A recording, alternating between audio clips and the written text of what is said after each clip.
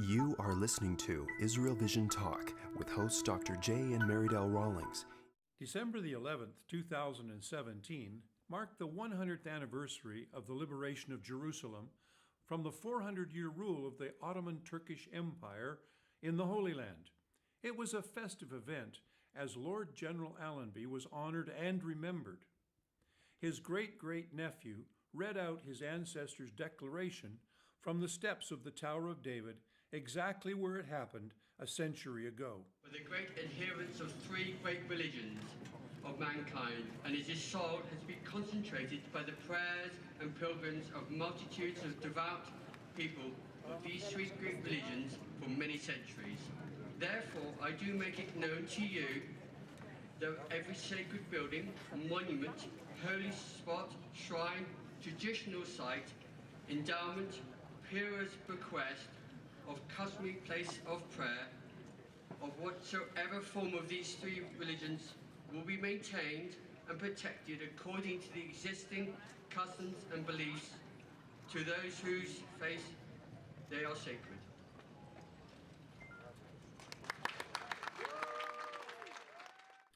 This time, the costumed actors arrived reenacting the event.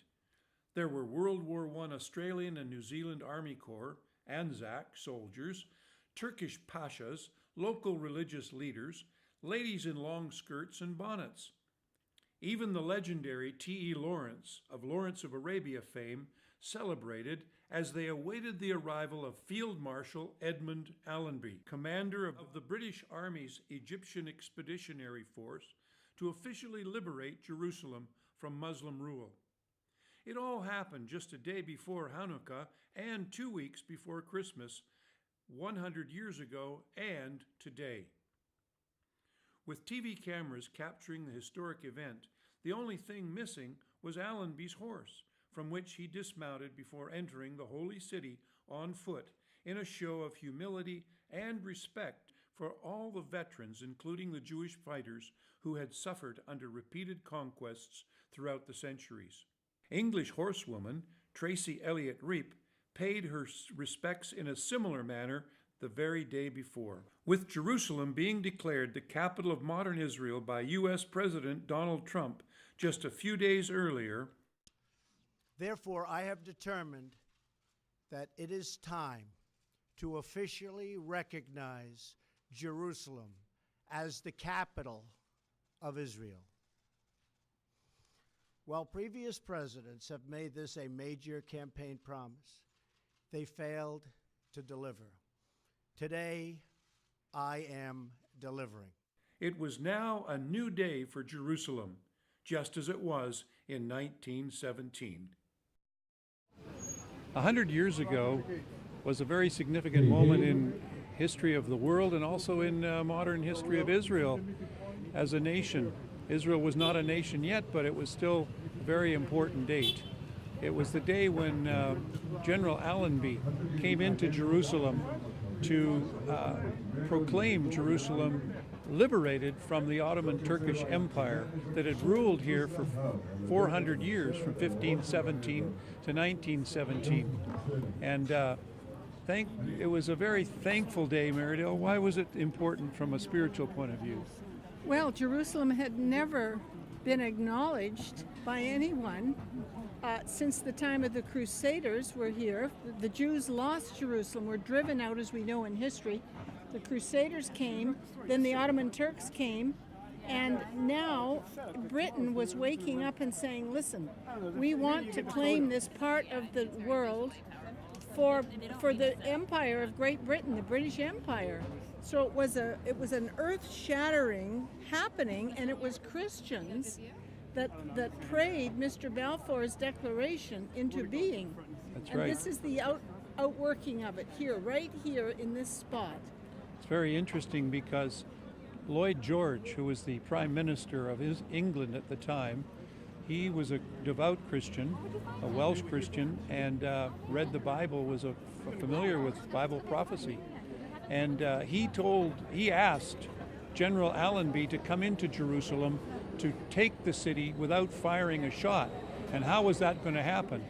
Well, there was an old saying, actually, an Arab saying that said that Jerusalem would not be liberated until the time that the Nile River flowed into Palestine. Interesting, honey, because what did Lloyd George read in Isaiah 31? Yes, it said that by the liberation was in Isaiah 31 that said by birds flying over Jerusalem that the power of the Lord would be released and deliver Zion and Jerusalem. Okay? And that's exactly what happened. The planes flew, and people had never seen planes in this area 100 years ago. Planes flew with leaflets dropping down on the Arab people in Arabic saying that Jerusalem would be liberated by Allenby. And they were so afraid when they saw this, that the prophet of God was coming to deliver Jerusalem, that they began to leave. On the evening of December the 8th and 9th, the Ottoman Turkish army left Jerusalem. They went down to Jericho and were on their way back to Damascus. So the whole city was actually liberated by that fact that there was planes flying over like birds, promises of the scriptures. The thing that caught my interest was that the mayor of Jerusalem at the time, who would have been a Muslim, walked by foot out of Jerusalem down towards Damascus.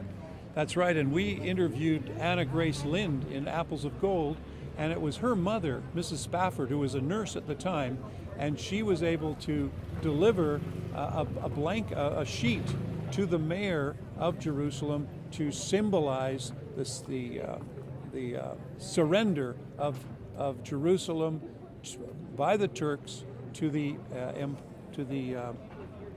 British. And the flag of surrender was a white bed sheet from Anna Grace's hospital, which was today the Anglican school, on a broomstick.